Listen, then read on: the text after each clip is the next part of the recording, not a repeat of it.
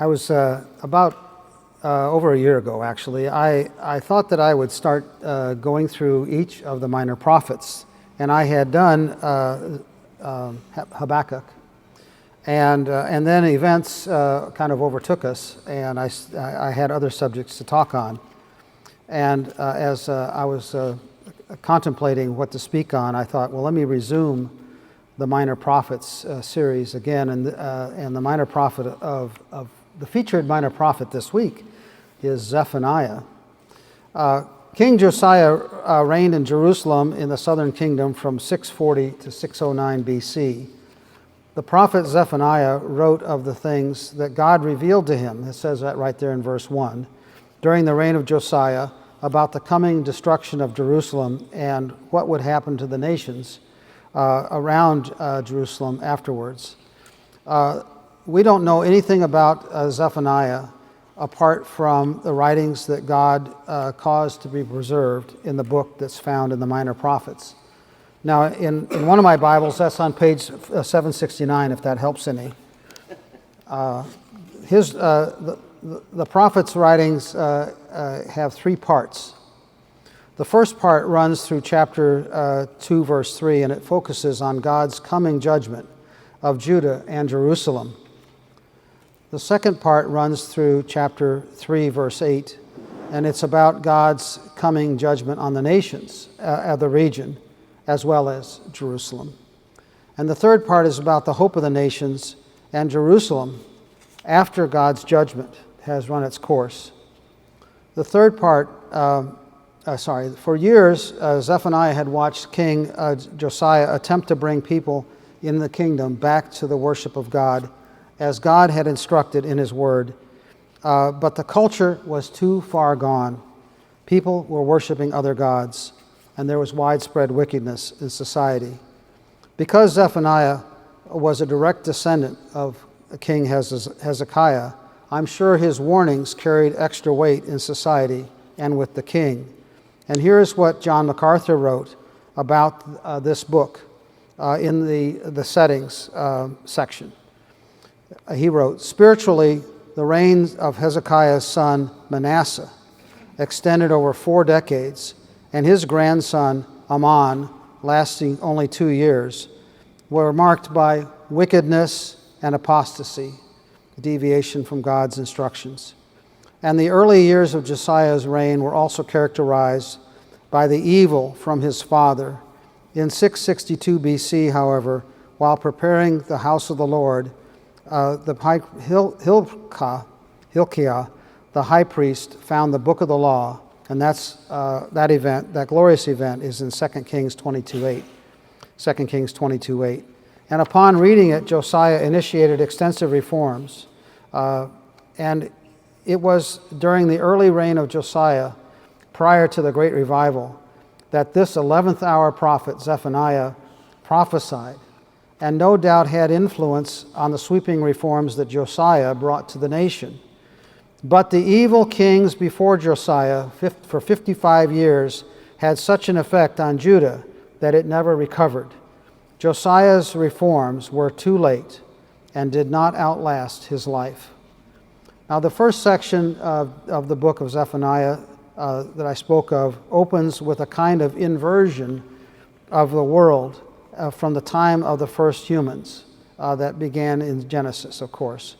From the orderly world that God had designed and set up, we see a world now that had reverted to disorder, to darkness and chaos, on its way to being uninhabitable. It is a metaphorical way to describe how the world of Jerusalem was going to end.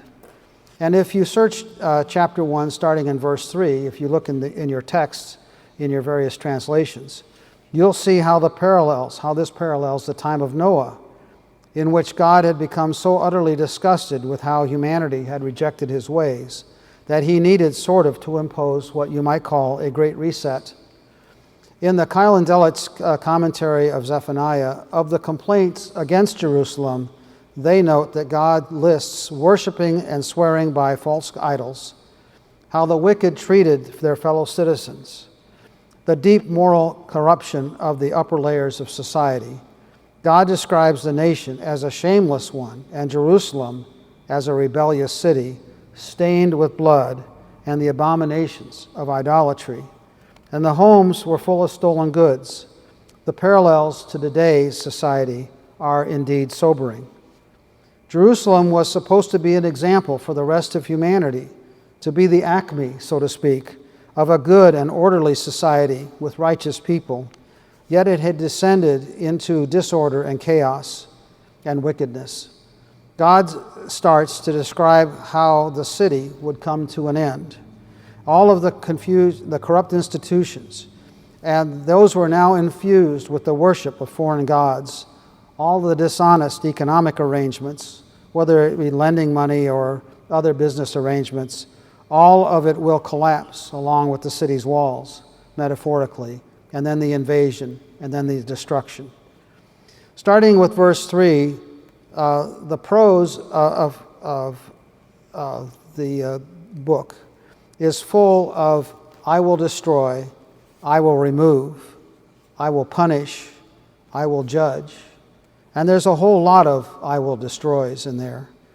In Zephaniah chapter 1, verse 15, it says, "And that day will be a day of God's anger, a day of distress and hardship, a day of devastation and ruin, a day of darkness and gloom, a day of clouds and dark skies." In verse 16, "A day of trumpet blasts, battle cries, a judgment will fall on the fortified cities and the high corner towers. I will bring distress on the people, and they will stumble like blind men. All have sinned against the Lord. Their blood will be poured out like dirt, and their flesh will become like manure." Zephaniah writes on what we would call apocalyptic images. Not to mention the word apocalyptic means revealing, referring to a great army coming to destroy and kill, yet never in the book naming the country that sent it. We now know from other prophets like Micah that this army is Babylon. The omission is to put God's focus on the role, God's role, in bringing that army, and point to his higher purpose in the destruction and death that is to come. At the end of the first section, God holds out for a remnant. He calls on people to seek his favor and obey his commands before it's too late. And in Zephaniah 2, verse 3, it says, "Seek the Lord's favor, all you humble people of the land who have obeyed his commands. Strive to do what is right. Strive to be humble. Maybe you will be protected in the day of God's angry judgment." Now, in another translation, it's "May you be hidden from God's judgment." In the next section, God broadens his judgment to the nations and lists some that are around Jerusalem, even as far away as Assyria. He warns all of them they will be overwhelmed by Babylon as well. In verse 4, he names Gaza and Ashkelon. In verse 5, he says the people who come from Crete are as good as dead. He decrees the fall of the land of the Philistines in verse 5. He names Moab and the people of Ammon. Their city will be overgrown with weeds. In verse 12, he says, "You Ethiopians will die by my sword." Starting in chapter 3, God circles back to single out those living in Jerusalem. In the Net Bible, that chapter starts by calling Jerusalem the filthy and stained city, with priests who are proud and corrupt.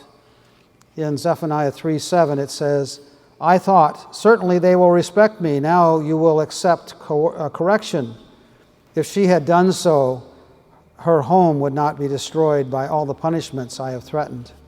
But they eagerly sinned in everything they did. They eagerly sinned. It is almost as if Israel had become so foreign to God that he didn't recognize them as his own people. They have gone the way of the Goyim, the nations, who never knew him. This section ends with God declaring in chapter 3, verse 8, "Therefore you must patiently wait for me, says the Lord, for the day I will attack and take plunder. I have decided to gather nations together and assemble kingdoms, so that I may pour out my fury on them, my raging anger, for the whole earth will be consumed by my fierce anger. But notice the next verse, verse 9. God tells us that this is not an anger just for mere wrath for the purpose of destruction. It's an anger to purify. It's an anger that God will send on the earth to improve, to what end, like I said last sermonette, to what end?